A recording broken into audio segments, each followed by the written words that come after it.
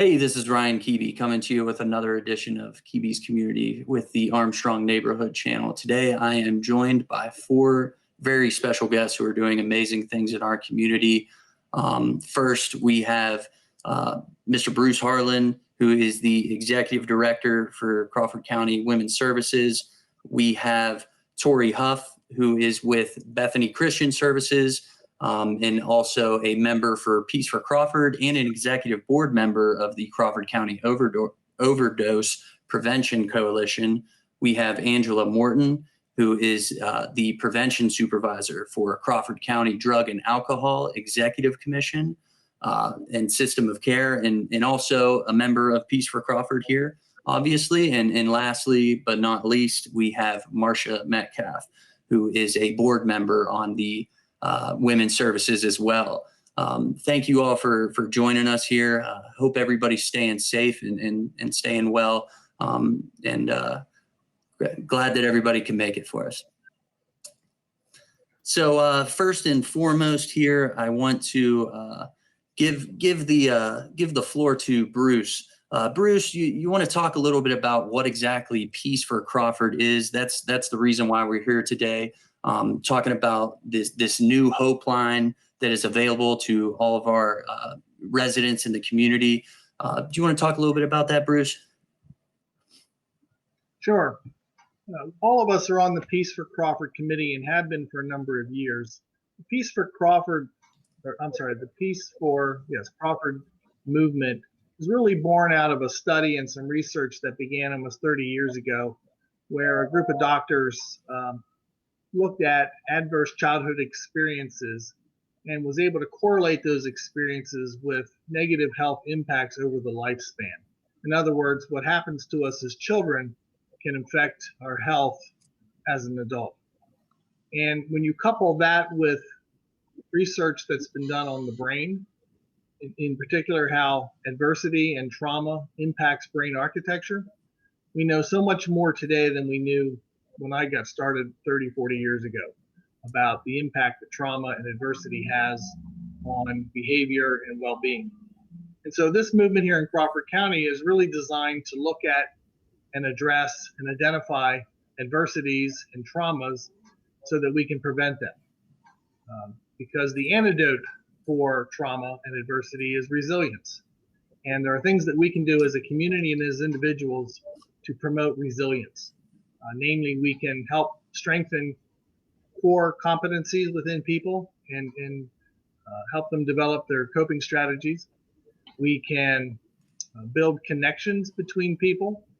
That connectivity to our community and to one another helps build resilience. And of course, we want to reduce the causes of stress and those stressors that lead to trauma. And all of that then is wrapped up in this latest initiative, which is the Hope Line. We talked about and learned early on and just kind of intuitively sensed that this crisis, this pandemic, was going to place unnecessary stress on the community and individuals within our community and could lead to additional trauma. And so we wanted to provide a kind of support line to people, an outreach, so that they would have access to people here in this community that they could address their concerns with, could get reliable information about the crisis and how it's impacting our community and themselves.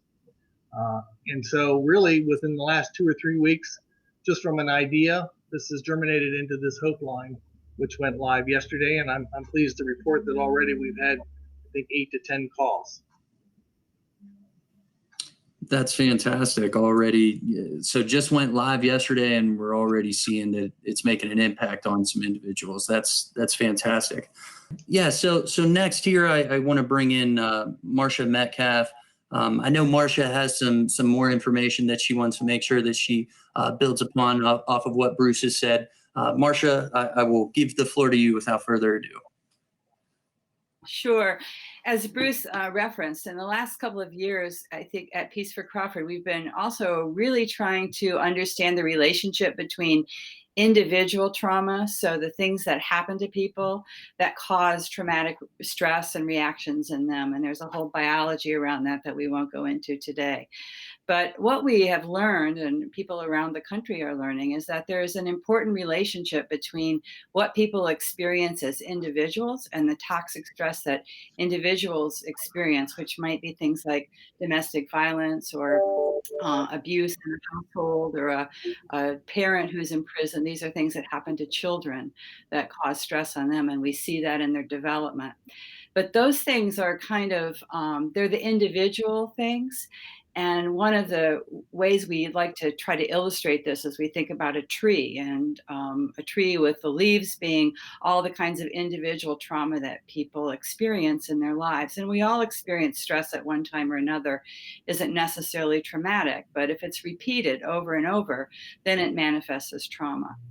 But that tree resides in soil, and in the roots of that tree are things that are grounded in the community. And those things work together to make it both harder to address the trauma and, of course, harder to prevent it too. And those things are things like poverty and other structural factors, like people losing their jobs, people who might be food insecure. And this COVID-19 crisis has really exacerbated all of those things that were already present in our community.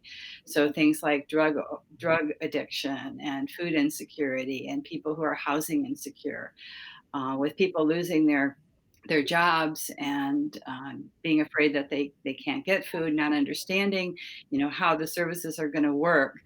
That creates a situation where we could have a real tidal wave of community trauma. And that's really one of the reasons that we are setting up that we can help people individually, help them connect in their community, so that we can hopefully mitigate the impact of all of this on individuals, but also the community. Absolutely, absolutely. I love that metaphor too. By the way, I'm gonna have to steal that from you to use that in my future endeavors.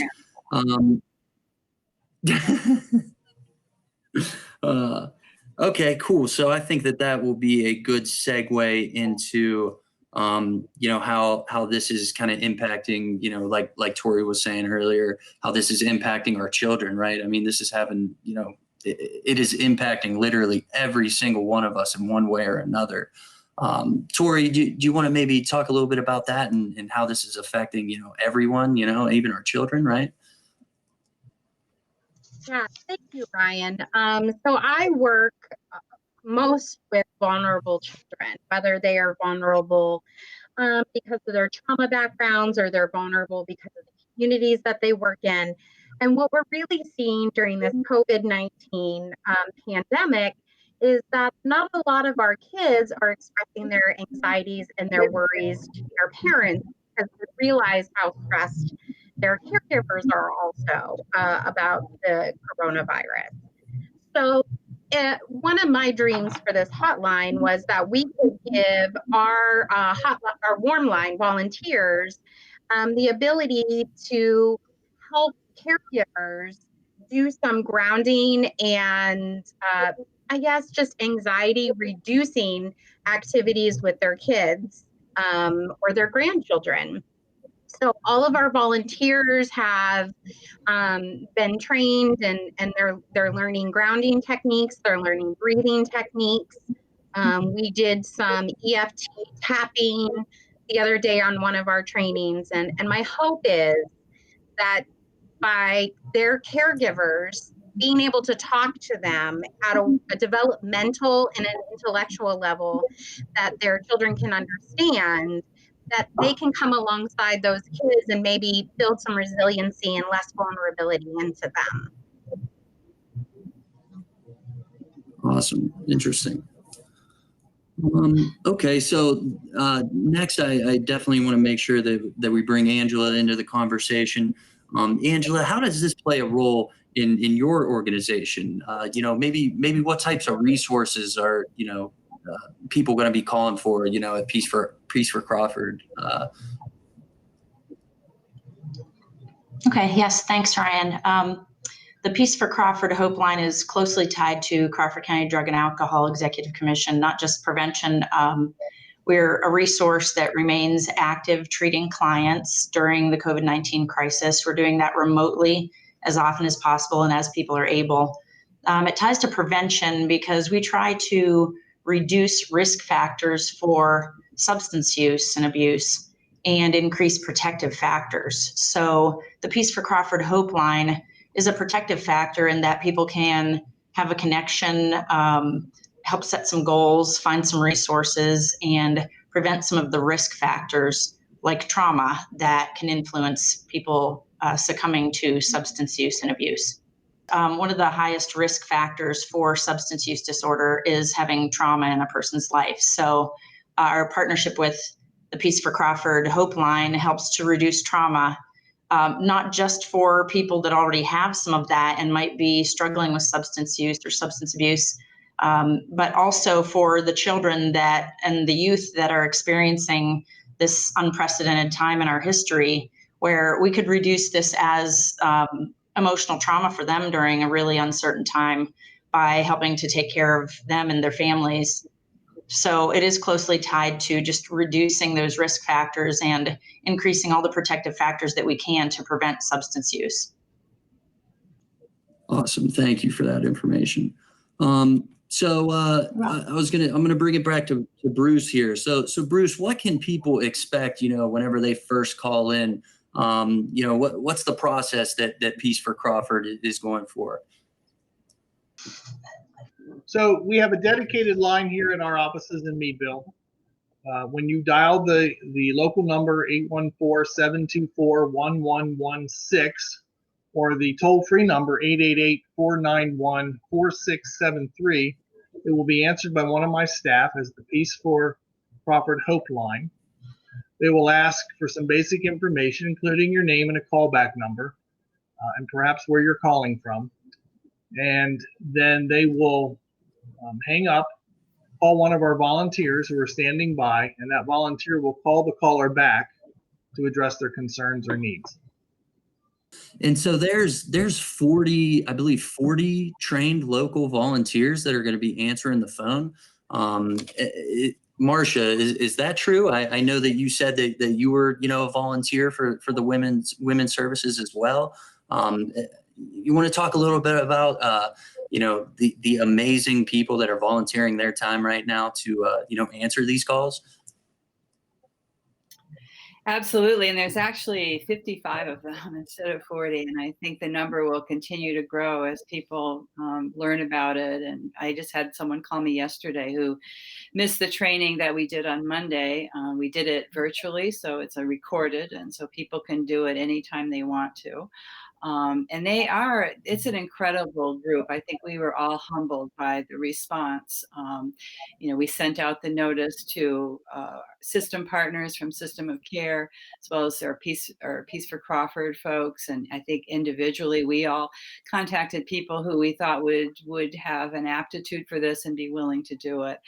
And I think a lot of the volunteers are in the situation that the small team was in that has been working on this, is that one of the antidotes for all of us is to be able to feel like we can do something and we can reach out and help someone else during this and kind of make a connection and give people a hand up. And the volunteer team that we have, they come from different agencies around the county. Most of them are trained, they have done this work before, so none of this is new to them. Every single one of them, I think, are people that you'd be happy to get on the phone if you called them and heard their voice on the other end of it. They're confident, they're competent, and they're compassionate. So then again, I want to bring Tory back in so that you could explain to us, how this is, really kind of connecting our community too. And what are the other things that, Peace4Crawford is providing right now?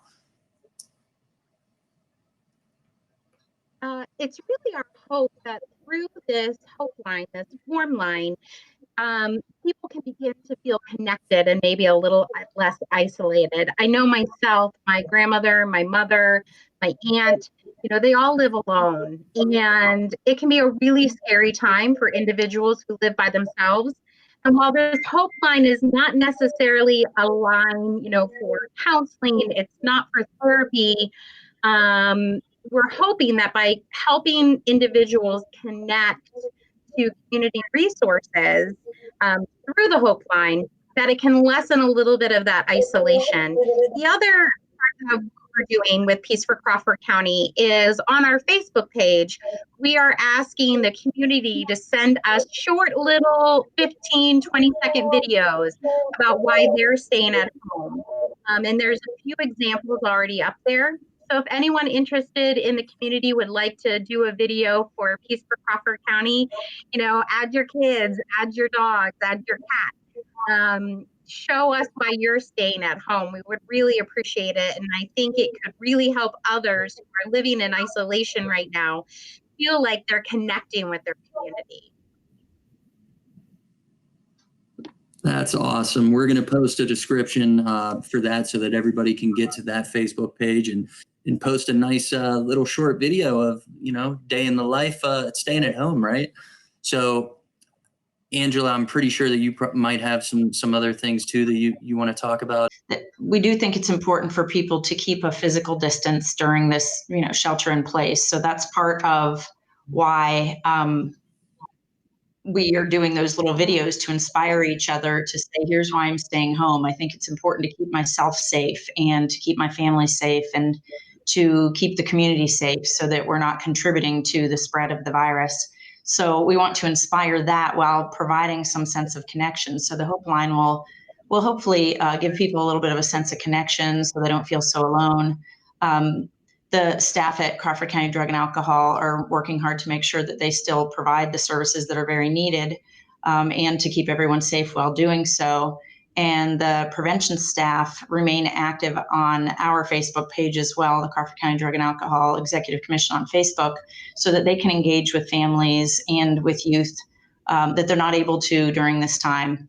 The staff are often in the schools and out in the community promoting education, awareness of coping skills and decision-making and positive connections in life. And while they're not able to be in the schools right now engaging with youth, they're trying to find ways to keep them engaged through social media and other online means, PTO pages, through teachers and schools and other agencies, so that we can all work together in this combined effort to reduce that sense of social isolation and maybe just even as simple as boosting morale during this really difficult time for everyone. Absolutely. That's a very good point that definitely want to make sure that we stress is, by all means, we need to be listening to our medical experts and remain vigilant in this time. And social distancing is priority right now. Absolutely. But I mean, you guys are doing an amazing job of trying to, connect our community through this troubling time. And, we genuinely thank you guys for that. So with that being said, is there anything else specific that you guys would like to, get that message out? Anything specific that you guys have? I'll go, one by one here. Bruce, do you have anything else? Well, our message is that as a community, we need to come together and stay apart, but only physically. There are many ways that we can connect with one another, whether it be over the phone, virtually through the internet, reaching out to each other. And let's be kind and be patient. We'll get through this together, but we will get through it. Great message. Great message. Tory, anything else from you? You echo Bruce's sentiments. We're living in unprecedented times right now, and my hope and it's my prayer that we stay home so that we can help protect our community. But through technology, we've been given this gift of being able to connect with one another. So while we are physically distancing ourselves, we still have the opportunity to become even more connected than we were before the COVID-19 pandemic. We are also asking that if any of the agencies are providing resources to the community, if they could please contact the Peace for Crawford County team so that we can put that on our list of resources and get that information out to our volunteers so they can pass it along to our Hope Line callers. Awesome. Yeah, and side note, I will be sure to send you information. I don't know if anybody's talked to Jason Nesbitt for the Center for Family Services, but I'm a board member for the Center for Family Services, and the center is providing all of their services during this time too. So I'll be sure to shoot you over some information for that. So then, Marcia, we've been on the spirit of social distancing. Any other messages that we want to make sure that we get out there? Yeah, just one more thing. All the volunteers are working from a resource list that we try to update as new resources come in, and that's happening because more and more people in our community are offering different kinds of services that might be helpful to people who are staying home. So if people listening to this know of services that we might not be aware of, it would be helpful to know about those and add them to the list. And they can do that by sending those to Julie Hunter at Women's Services, and I can put that email in the message box here for you if you want to put that maybe in a message on the screen. So then, Angela, I want to open it up to give you the final word. Any other messages that we want to get out there? Just that in our effort to provide all of these services, if anybody is in need or knows someone in need, that you can reach out to Peace4Crawford or use the Hope Line phone number, that 814-724-1116, whether it's mental health, food-related, housing questions, drug and alcohol services. I know I can just speak for my agency that we do have recovery support in addition to treatment services and ongoing prevention efforts in the community. So we're all working together on the same goal of preventing any further trauma during a really difficult situation. And as Marcia said, that ongoing list of resources that is a living document that's growing every day, and we can add to that if anybody has suggestions. So we're going to maintain that list. If there is anybody who works in the system or near the system that might feel qualified to volunteer, then Tory is the contact for that. She's keeping an ongoing list of volunteers that, as we've said, has grown exponentially in a matter of 10 days. So it's pretty powerful. It's really an honor to be part of a project like this that happens so quickly in response to a community need, and that so many people rallied to share and volunteer their time to make something like this happen. It's really powerful. Yeah, and that's a great word, powerful. This has been a very powerful conversation, and the things that you guys are doing in the community are extremely powerful. And we really thank you guys for that. And best of luck to you guys, and we hope everybody stays safe. Once again, we have Bruce Harlan, Tory Hough, Marcia Metcalfe, and Angela Morton. Thank you guys so much.